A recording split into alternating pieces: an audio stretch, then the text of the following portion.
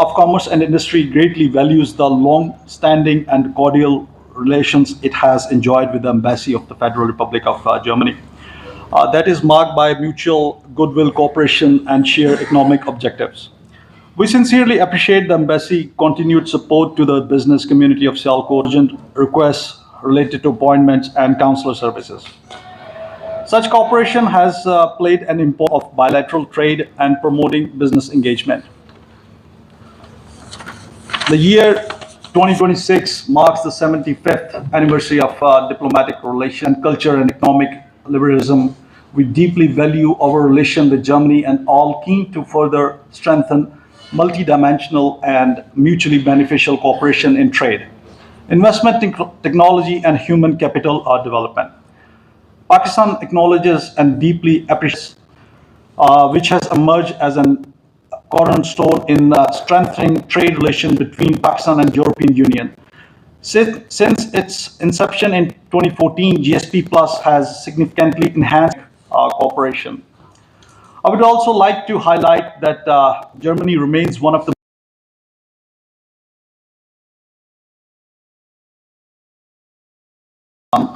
total bilateral trade of goods and services between the two countries in the financial year 2025 was around US dollar $3.06 billion. Sialkot relationship with Germany may be described as one of the strategic business cooperation offering strong mutual benefits and a shared is a key destination for Sialkot exporters as most major international exhibitions relevant to our leading export sector are held there.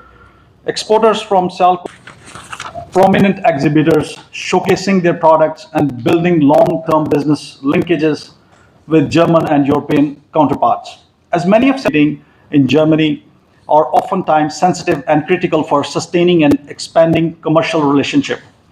To further facilitate business promotional activities, we respectfully request SCCI members. The facility previously existed and proved to be highly effective in supporting exporters with urgent commercial commitments, keeping in view the commercial requirements.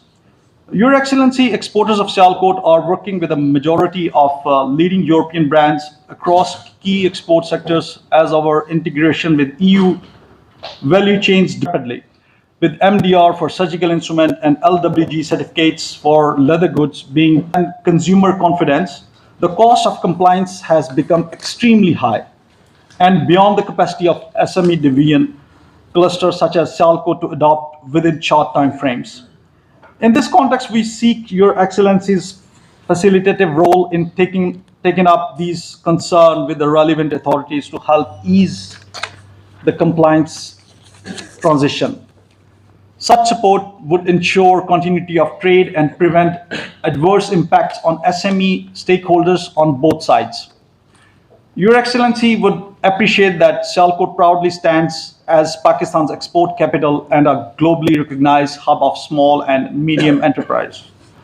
Its export and specialized industrial items contributing significantly to the national business community is known for its unique spirit of unity and social responsibility, having collectively delivered landmark infrastructure and development initiatives. To present how we are, what we have achieved, and how we function as a united business community driving Pakistan export, a short documentary highlighting Sialkot's journey and achievement will be presented after my address. Your Excellency, on behalf of the members of the Sialkot Chamber of Commerce and Industry, I once again thank you and your distinguished delegation for honoring us with your visit. We look forward to fruitful discussion and continued collaboration to further strengthen the robust and mutually beneficial trade and economic relationship between the two countries. Thank you very much. It was 8 or 9 years, because as you mentioned, this is the third time I'm posted in this country. And during my previous tenure, I used to visit Sialkot and Sialkot Chamber at least twice. Okay, that's great. And so this is really interesting for me to be whom I met then. And I mean, I've been asked since I'm back and many people know me, what I would say has changed. I would say that energy supply has improved. Yes, a lot. Like 8 years ago, many people were complaining that they were facing load shedding and they had to either buy expensive generator or face production stops. And now that seems to be better. And traffic infrastructure is also more smooth. But some of the are unchanged, unfortunately, like unpredictable regulatory environment. And of course, security situation is a bit better, but still making things complicated. But what I find most striking is that bilateral trade has not really moved at all. The number you mentioned is pretty much the number I would have referred to 10 years ago. Yeah, they are stagnant. So They're after your stagnant, speech, yeah. we're gonna talk about how we can improve that. Yeah, right. It's very much on my mind also. And here. At the same time, I would say there is renewed interest in principle from the larger German companies are really trying to diversify their new ventures, whereas they might find new partners. And as a very big economy, as one of the largest countries in the world. And I think it's also there from the Pakistani side, not just for helping German companies with sourcing, but also I understand that many Pakistani companies are also working on requisites for taking this partnership forward and seeing what can be done.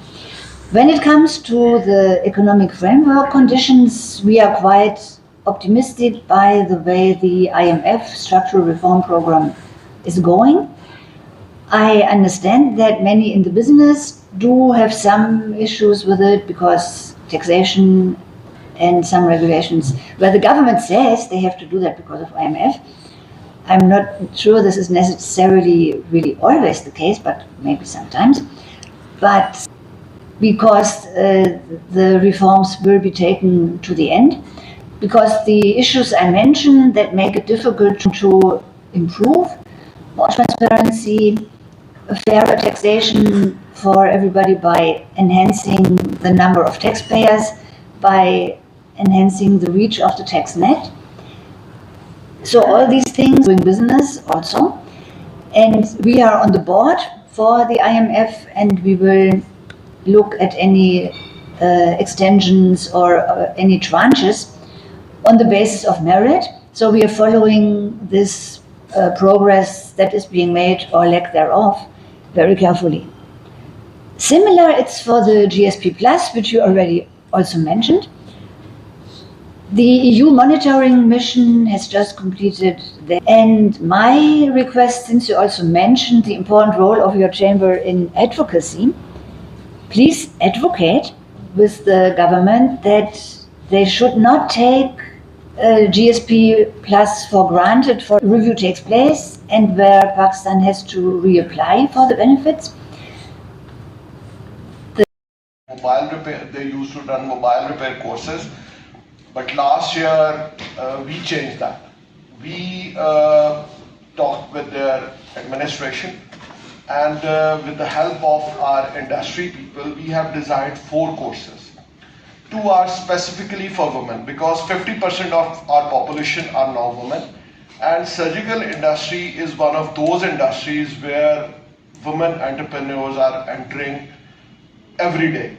So now I'm pleased to inform you that 4 courses will start from February, in which we will enroll around 500 students, which are typically designed by our industrialists, and they are strictly according to needs of our industry.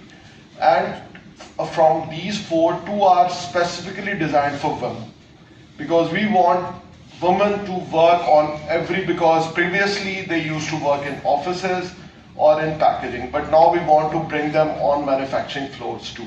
So we have designed those courses, and your very kind help in establishing the linkage with the Surgical Training Institute in Trittlingen will be very helpful in achieving our goal. So that is my suggestion. If you can help us out, we will be really happy. Thank you. So what we have to come with a solution. As we have to take Pakistan to the people, people are coming to the big cities and they are coming here and going back. We want them to come here, and as seeing is believing. So they should come here and see themselves what is here we can offer and we are offering. Secondly, I just want to mention that we are extremely grateful to the German government for extending their courtesies to Pakistan in the shape of funding in different areas like health, education, and even promoting SMEs and all that. And also, I would like to mention regarding those 37 conventions and the compliances and all that. Is there any correlation between Supply Chain Due Diligence Act with the GST Plus? That is my question, because that is in place now. If I'm not wrong, that is in place.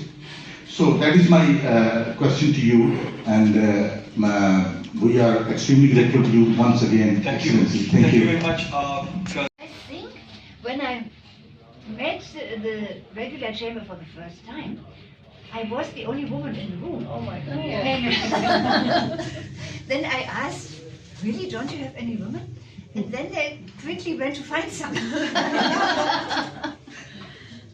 So it's great to have this special meeting of Women Chamber. But I'm wondering, some of you said you're also in the regular chamber. Yes. But you still feel it's better to have your own chamber. Yes, Exactly. I mean, we were able to do so much because of women chamber. You see, because at regular chamber we are just one piece that a separate chamber has. You know, for example, like the TDAP when they send a delegation or somewhere they have this 10 people group. Out of 10 they have 20% quota for women. Like after 10 2 women. But now Yes. so that's one of the examples. But then a lot of things. For all of the industry, Yes. it's got about 25,000 members. So now, because it's a separate chamber, we have a very strong focus on export. Export-oriented city. This is one of the best export-oriented cities. Right, that's why I love coming to Sialkot, because there's such a strong connection to German companies, also with sports goods, Actually, and with the absolutely. surgical instruments, Yes. musical instruments, Yes, absolutely. textiles, of course. Yes, absolutely. So Yeah. I think very happy to see that and to meet you.